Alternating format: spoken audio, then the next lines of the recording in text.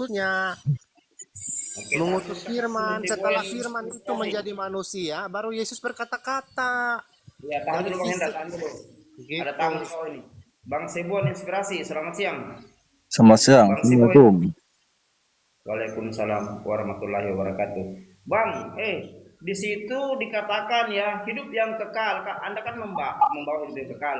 Menurut Yesus, hidup yang kekal itu yaitu mengenal satu-satunya, bukan ada dua-duanya, tiga-tiganya, satu-satunya Allah yang Iya, benar. saya paham Bang Goto. Lu main Nah, ulang-ulang terus kayak helikopter. iya, yang saya Udah saya tanyakan itu udah posisi udah Yesus saya itu pakai utusan bahasa atau Tuhan? Indonesia, udah saya menggunakan bahasa sederhana yang simpel mudah dia mengerti. Iya, yang saya Anda tanya masih di situ, Bang, di situ Yesus makanya itu Yesus itu adalah Tuhan. saya artikan ayat yang kau baca tadi itu Yohanes 17 ayat 3 itu mengenal satu-satunya Allah yang Esa. Jadi Ya, di situ begini, Yesus diakui Bang. artinya dalam Bang makna Goto. dari ayat itu. Pertanyaan saya dijawab Bang.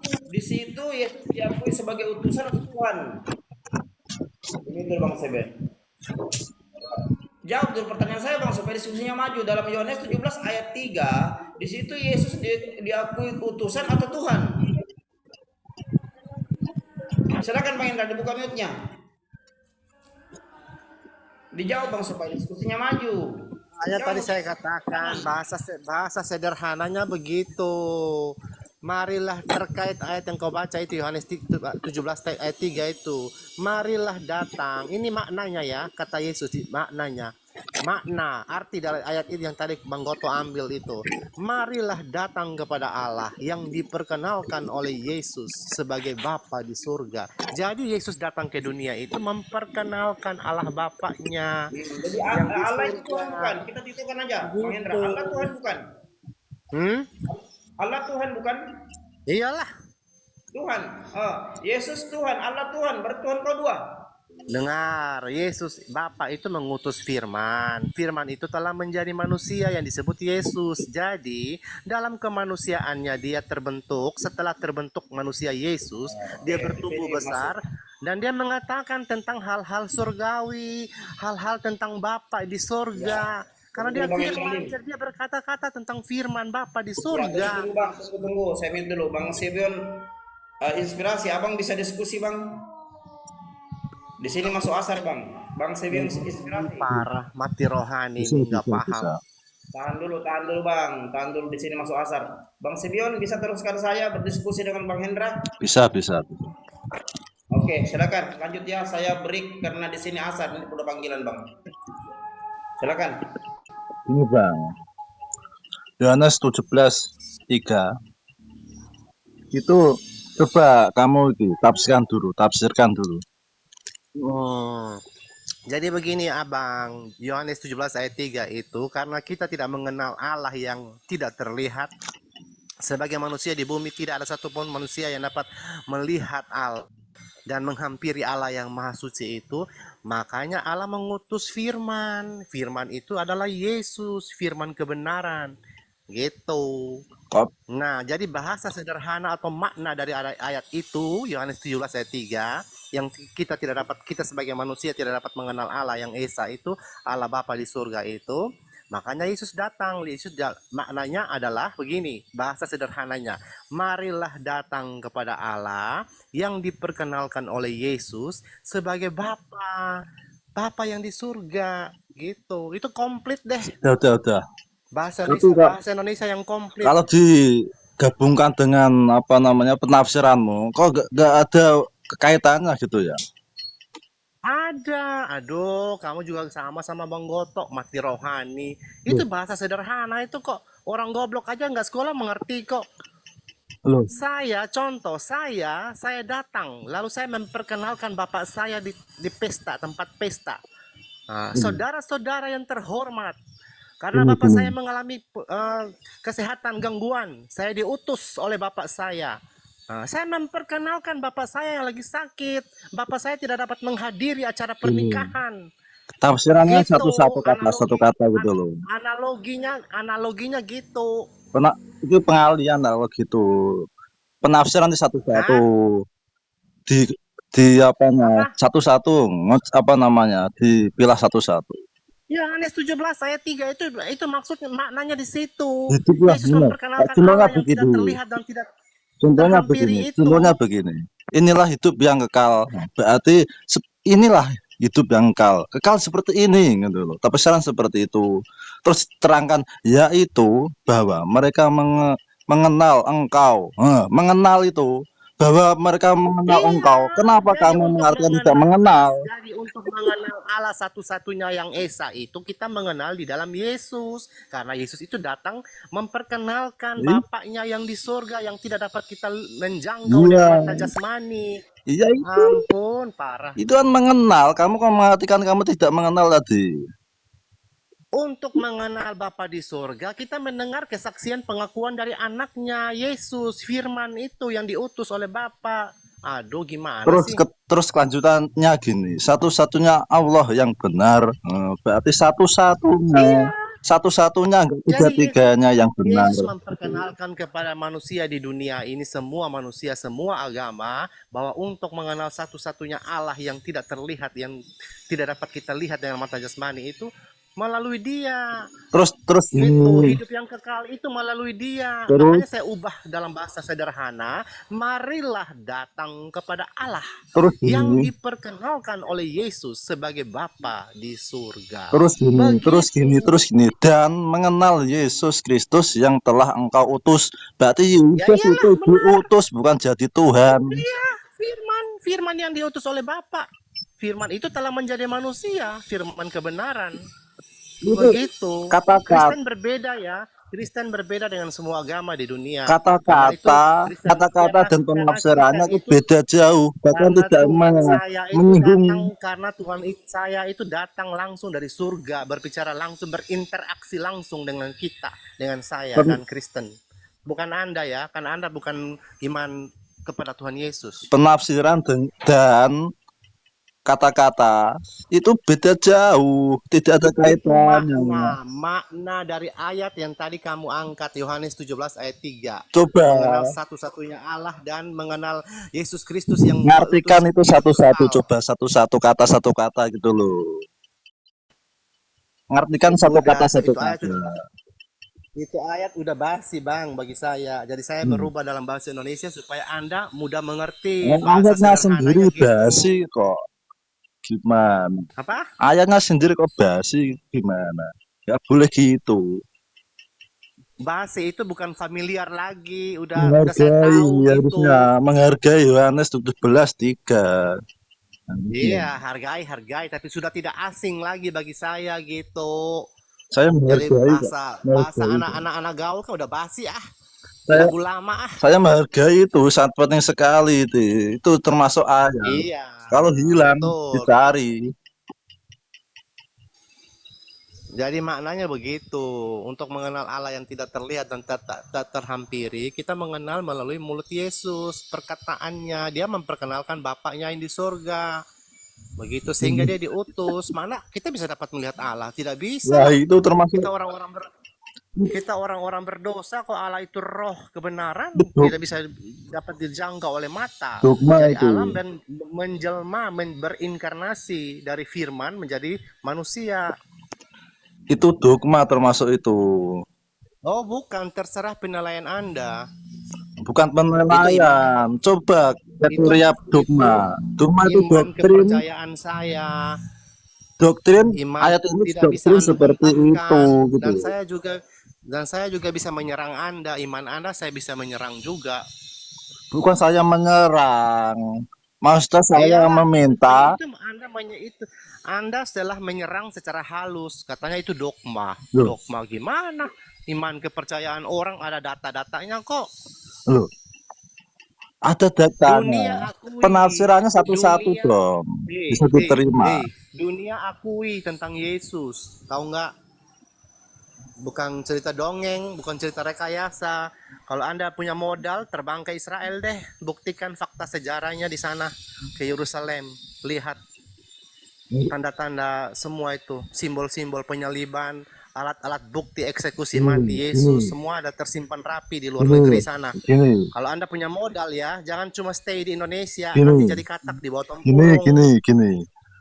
Ini Gitu. penjelasanmu itu, penafsiran itu, apakah itu yang diajarkan pendeta? Saya belajar sendiri, bukan melalui pendeta. Pendeta cuma memperlengkapi. Kalau pendeta gimana? Mirip apa tidak penafsiranmu? Sama, sama seperti itu kok. Hmm, Seperti itu. Jadi intinya berarti sama. kekristenan itu adalah Tuhan Yesus, Tuhannya Kristen datang langsung dari surga, berinteraksi langsung dengan manusia berdosa untuk membawa manusia kepada Kok, rancangan Allah yang semula, kok tahu? yaitu Eh, kehidupan ya, ya, kekal. ya. Kok tahu? Manusia tidak Kamu mati kok ya. Di tahu? dalam Yesus tidak ada kematian. Di dalam Yesus ada kehidupan. Oke? Kok kamu tahu penafsiran itu dari sekolah Kristen atau gimana? Tidak, tidak. Saya belajar sendiri. Kok belajar sendiri kok Belajar, sama dengan pendeta belajar. gitu loh. Aslinya Iyalah, beda. kan saya beribadah dan saya minta konseling. Kalau saya nggak paham, saya tanya. Hmm. Kita sharing tentang Berarti ayat-ayat firman Tuhan. berarti kamu belajar sama orang kan gitu berarti. Bukan belajar sendiri. Adik saya, adik saya juga pendeta. Keluarga saya itu banyak yang pendeta, jadi pendeta. Kamu nggak pendeta berarti? Enggak, saya kan pengusaha, pebisnis. Nggak mau ya berarti? Bukan nggak mau, bagi saya ibadah itu setiap hari, bukan cuma di gereja. Perbuatan kasih itu adalah ibadah. Udah, ini kalau bahas itu terus, bulat-bulat terus sih saya, ya kan. Saya mau tanya beda lagi nih. Apakah ada ajaran segini? Hmm. Apa? Hmm. Apa? Ini sampean sampean sampean di mana nih? Surabaya ya? Dari logatnya nih, Jawa Surabaya Tengah, ya? Jawa Tengah.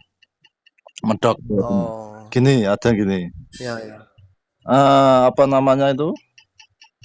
Kasihlah seperti merpati dan liciklah seperti ular. Oh, itu cerdik lah, Cerdik ya. dan Kalau tulisnya. kalau di Ya, sini cerdik di situ ya. itu maksud daripada makna itu artinya kita jadi manusia yang bijaksana gitu. Bijak, penuh hikmat karena Yesus itu hikmat Allah. Tapi itu Yesus itu hikmat Allah. Jadi manusia kita hidup juga harus seperti kisah Raja Salomo dalam kitab. Dia diberikan hikmat oleh Tuhan ketika menghadapi persoalan rakyat. Dia mendapat hikmat. Nah itu maksudnya ayatnya itu tulus seperti merpati. Kita baik dengan semua orang, tapi kita juga harus penuh hikmat. Jangan orang lain memanfaatkan kebaikan hati kita gitu. Ayatnya seperti ya itu. ya itu Maksudnya ke sana ya ya. ayatnya apa ya? Coba saya lihat. Silakan. Ayatnya apa? Yohanes apa? Yohanes itu. Tadi yang sampean baca dan cerdik seperti apa? Ular ya. Iya itu mesti ayatnya apa? Apa Yohanes atau apa Maryam atau apa itu? Nggak hafal kamu? Aduh, itu dikit. Nah, nggak hafal. Oh, kalau hafal kan ingin saya lihat tuh, apa sih konteksnya seperti apa gitu. Penafsiran semua seperti apa kan bisa saya cocokkan gitu loh. Terus ada bang siapa ini? Bang Wira, Nanda. Selamat siang, assalamualaikum. Halo, Bang Wira, Nanda. Islam kan? Tuh lagi di mute tuh, orangnya lagi sibuk kali. Aduh. Ki Bang Andresnya hostnya ki hostnya sholat lama ya ini. Ini mungkin dia ini Ustadz ini yang lusi umatnya dulu mungkin lama. Gini, kamu kan ini dari keluarga pendeta ya. Itu ada uang dari Amerika tidak?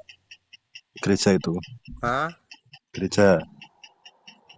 Gimana bang? Gereja itu ada uang dari Amerika tidak? Donatur dari Amerika. Mungkin ya, mungkin gereja-gereja yang kata keluargaku di Surabaya itu barusan kan April saya di Surabaya hadiri ibadah Paskah Jumat Agung, Jumat Friday, kesengsaraan Tuhan saya. Lalu kata saudaraku itu kita bikin ibadahnya Paskah itu Good Friday itu di Mall PTC Surabaya Barat kalau nggak salah ya, PTC Barat. Pakuwon Barat, wih ribuan kursi nggak cukup. Nah itu waktu pulang dalam mobil kami bahas, saudara saya kasih tahu, Kohendra itu tahu nggak itu dana semua itu ada dari pengusaha batu bara apa gitu-gitu, donatur. Itu kan sewa kursi tuh 5.000 kursi aja nggak cukup ibadah pasca itu, kesengsaraan dan kebangkitan ke hari kemenangan di Pakuwon Barat. Iya. Iya, jadi pengusaha batu bara, pengusaha mana-mana gitu deh. Orang-orang kaya yang cinta Tuhan, yang berkorban untuk pekerjaan Tuhan.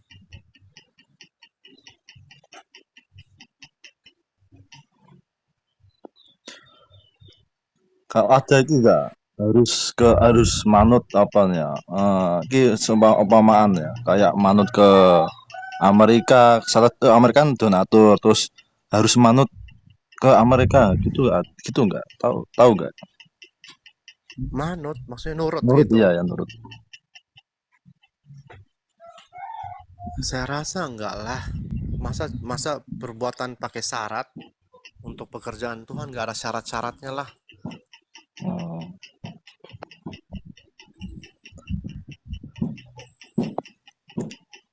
kan ada orang apa bilang seperti itu kan. Sembarangan. Ada Gosip kali. ada uang, Gosip. itu pendeta yang bilang ada orang Hmm. ban, ada mereka itu yang memberi memberi gereja, terus gereja itu harus berkiblat lah ke Amerika gitu, yang mendanai gitu. Kalau tidak gitu, Hmm. nanti uangnya stop apa namanya dananya. Kabar gitu, kalau kabar-kabar gitu belum pernah saya dengar ya. Ya biasanya ya yang tahu itu rahasia rahasia pendeta biasanya, nggak diumumkan, Hmm. umatnya nggak tahu. Oh ya. Sampean tahu dari siapa? Pendeta. Oh.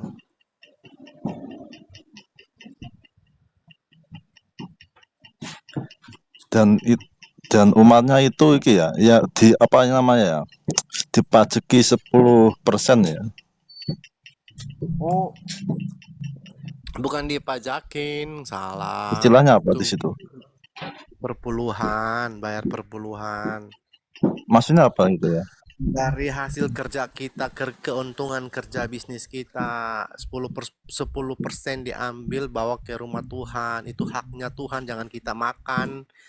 Itu seperti tokoh dalam Alkitab itu yang mati karena mendustai Roh Kudus. Mati langsung kan pasangan suami istri Ananias dan Safira.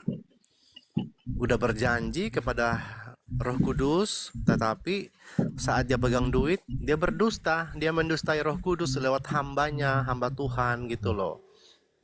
Tentang penjualan tanah, nanti kalau tanah saya laku, saya akan berikan berapa gitu deh. Ada tuh dalam Alkitab. Tapi karena pada kenyataannya beda. Setelah tanahnya laku sekian jutaan atau berapa gitu nilai uangnya, dia mengingkari, lalu ditanya oleh hamba Tuhan, dia mengingkari, mati kan, rebahlah, putus jantungnya, aku mati kan, suami istri itu mati dua-duanya. Assalamualaikum, selamat siang. Itu tercatat loh dalam Alkitab cerita itu. Tapi kalau tentang perpuluhan itu dari hasil keuntungan bisnis kita ambil 10% gitu. Jangan dimakan, mati nanti kita. Oh, Tuhan izinkan. yang makan itu mati. Izin bicara Bang Hendra. Ya. Saya lihat Bang Hendra ini orang baik-baik nih, orang baik banget kayaknya nih. Iya, baik. Orang Amin. yang orang termasuk orang yang apa? Berohani. Kental agamanya gitu. Benar. Kristennya itu.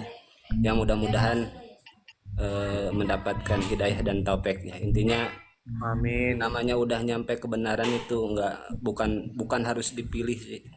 pilihan ya gitu, tapi tidak mungkin manusia bisa tawar menawar gitu kan. Tapi untuk melihat bahasa-bahasa Bang Hendra yang disampaikan, kayaknya abang orang baik. Terus baca Bibelnya ya bang ya.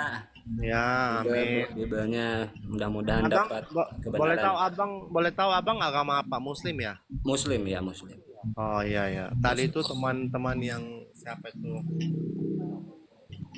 Namanya akun ditutup sama tema nih. Dia tanya tentang perpuluhan, lagi saya lagi menjelaskan. Di Kristen apa itu perpuluhan? Katanya dipajakin, bukan dipajakin. Jangan negatif lah. Itu namanya negatif, asumsi Iya. salah. Di semua agama setiap oknum itu ada ya, cuman saya tertarik dengan bahasa-bahasa abang justru gitu ya. Oknum Ya. di setiap agama juga ada, cuman dasar-dasar keagamaan ya mungkin kembali ke Tertariknya dasar tertarik kata-kata saya yang mana, Bang? ya, kelihatannya kental kental pembelaan terhadap agamanya kental justru. Kalau Iya, orang yang baik itu biasanya karena kental. karena di ajaran saya Kristen itu kita harus hidup sebagai pelaku firman. Kalau kita tidak hidup sebagai pelaku firman, kita seperti orang ahli ahli Taurat, orang-orang munafik dan orang fasik, orang Farisi yang tahu Alkitab, ahli kitab suci tetapi tidak hidup sebagai pelaku firman, tidak ada kasih, munafik, topeng, main sandiwara di hadapan Tuhan. Nah, enggak, itu bahaya itu loh. Itu Tuhan Yesus sangat apa tuh, sangat apa ya, menyindir gitu. Ada data-datanya, ada tuh karena ahli Iya. Taurat Ada, munafik. ada satu pertanyaan buat abang. Tanggapan abang terhadap orang-orang mualaf yang dari Kristen masuk ke Islam itu tanggapannya gimana bang? Bagi saya mereka tersesat di jalan, Hmm. bukan Kristen sejati, dan dia tidak mengalami Tuhan dalam kehidupannya. Kalau saya mengalami pengalaman hidup dengan Tuhan, makanya betul-betul saya itu mendalam gitu loh, ibaratnya gali sumur sampai dapat air. Pengenalan saya dengan Tuhan, pengalaman hidup saya berjalan dengan Tuhan terasa banget, sangat-sangat Iya sangat emang. Terus ya. satu lagi ya, dengan ponis bukan berpikiran, dengan ponis terhadap malap-malap itu sesat dan berkewajiban buat Bang Hendra untuk menarik lagi, untuk memberikan masukan supaya balik lagi gitu ya Bang ya. Seharusnya kewajiban abang sendiri terus terhadap mualaf-mualaf yang masuk itu digiring gitu, digiring supaya posisinya memberi pemahaman terhadap mualaf-mualaf itu gitu. Tapi kan saya tidak mengenal mereka. Di sekarang di apa di koma Islam banyak mualaf-mualaf justru.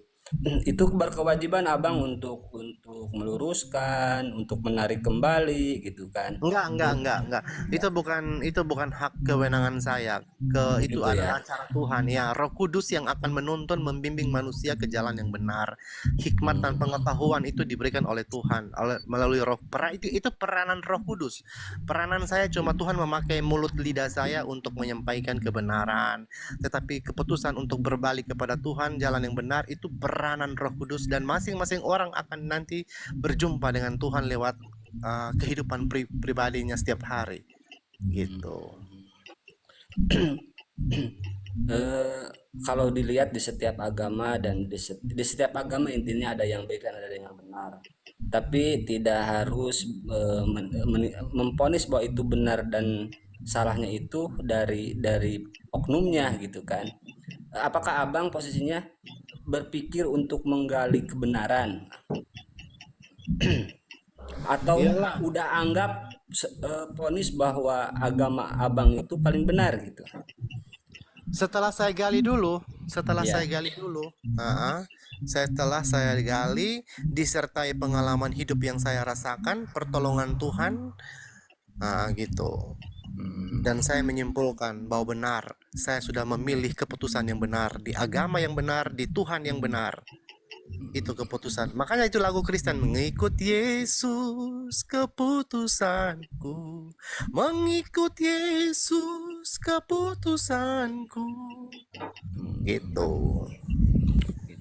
Itu masalah iman. Jadi ya posisinya saya nggak menyalahkan itu, nggak menyalahkan gitu kan posisinya. Sejauh ini abang membaca Alkitab kayaknya udah beberapa puluh tamatan kayaknya ya. Kalau saya sih belum pernah baca justru kalau saya ya gitu bang.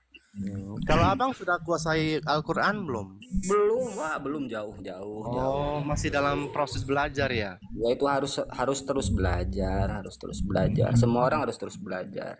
Betul. Nah, seperti halnya masuk sekarang Bang Hendra masuk ke roomnya Bang Goto. Bang Goto kan mualaf Saya sama Bang Goto itu berteman. Saya sama dia itu berteman kok, sering di sering roomnya. ya. Ya. Gitu ya. Ya bagus lanjut ya. Makasih Bang Hendra, makasih banget ya. Ya, Udah mau bicara ya, makasih. Lanjut, maaf tuh sama Bang Sibon, saya udah ngeganggu itu lagi ngobrol. Lanjut Bang. Kemana ya? Halo, Bang Goto. Lagi sholat katanya. Oh, lagi sholat. Ya lanjut. Sambil nungguin ya. Lanjut Salam siapa kenal yang mau buat, ngobrol? buat salam kenal buat semuanya ya. Ya, Semoga sama-sama, muslimat sama-sama. non non Ya, ya. Islam, insya Allah. Ya, kita ini diskusi lintas iman ataupun agama. Assalamualaikum warahmatullahi taala wabarakatuh. Waalaikumsalam. Waalaikumsalam warahmatullahi wabarakatuh. Nah, Halo, tidak